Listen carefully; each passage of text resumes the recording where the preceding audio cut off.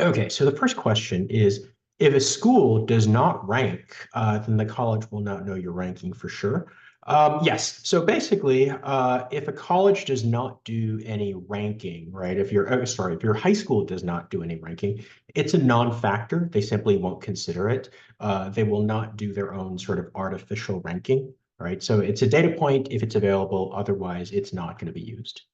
Next is, may I participate in the HS2 volunteer projects if I'm not an HS2 student? If you're speaking of the Compassionate Scholars Program, you just need to be a member. So there's an annual fee to be able to join that.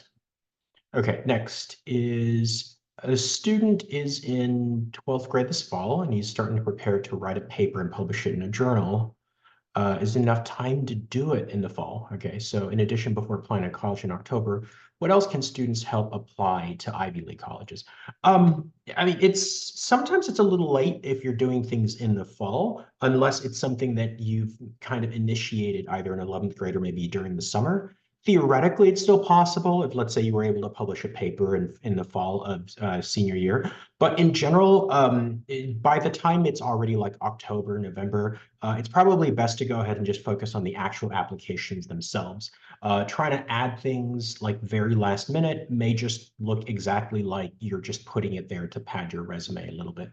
So oftentimes we suggest that you plan these things well before. If you're going to be doing things like research or you're going to be doing a passion project, it makes more sense to do it well in advance because there's more time to build sort of evidence for it rather than kind of like waiting until the very last minute close to the applications. Okay. Next, do colleges care more about the weighted or unweighted GPA? Both, really, right? Because they have access to your transcript. It's not like they see each in a vacuum or anything. So yes, basically they'll be able to evaluate it based on like the weighted GPA, but also based on the totality of all your courses. So it's not like they will be looking at a purely weighted or unweighted GPA in a vacuum. It's also kind of misleading because I think a lot of people are under this assumption that like just automatically higher is better. That's not always necessarily true. So like if you're looking at like the unweighted or weighted GPA, they're largely evaluating it holistically based on the courses that you made, the decisions that you made, and how you performed in those classes. So it's not simply like, oh, I need to get a higher weighted thing or I need to prioritize my unweighted. It's not really that simple. Okay. Next is, do you suggest to take the SAT as a rising 10th grader? If a student is prepared, absolutely, right? Generally speaking, the highest level of math for the SAT is Algebra 2 trigonometry, right? So if they've already finished it in ninth grade, then they would have all the math they need. If, however, they haven't gotten to that point yet, then maybe they could take it a little bit later in 10th grade, maybe something like during the early spring semester, I think would be a good time to take it as long as they've done some preparation for it. The other potential bottleneck is, of course, is how strong their English abilities are. So if a student's prepared and they've done well on actual practice tests, diagnostic tests, then they could take it really as early as 10th grade. Some even could take it as early as ninth grade. I think it's just a very individualized decision based on how students are doing and how prepared they are. For some students, they may want to wait until maybe fall of 11th grade to take it if they're not really as prepared or they need more time to take, like a prep course or to get some tutoring. At the very least, take at least a couple of practice tests. Fortunately, a student can simply go ahead and download something called the Blue Book app on either the College Board website or on the Khan Academy website, and they can go ahead and access actual College Board material. I would highly suggest that you go ahead and take a test and see how you do.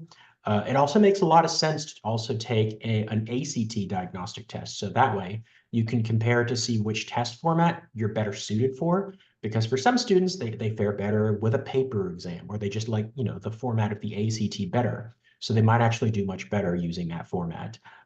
So it's best to make a decision based on all the data in front of you in terms of which test format would be best. Okay. Keep in mind, you can also take it more than once. These days, many colleges will simply allow you to go ahead and send the highest scores.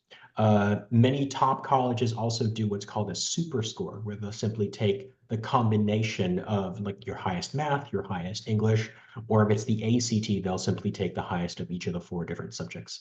So It's best to go ahead and plan things in advance. Fortunately for HS2, we do have some wonderful teachers who teach our online SAT and ACT classes. So if you do want to take advantage of that, we do have people who are graduates of like top universities like UPenn and Stanford who are teaching these classes and have been doing it for more than a decade. So they can definitely help your son or daughter get a higher score on the ACT or SAT. Okay. All right. So yeah, actually.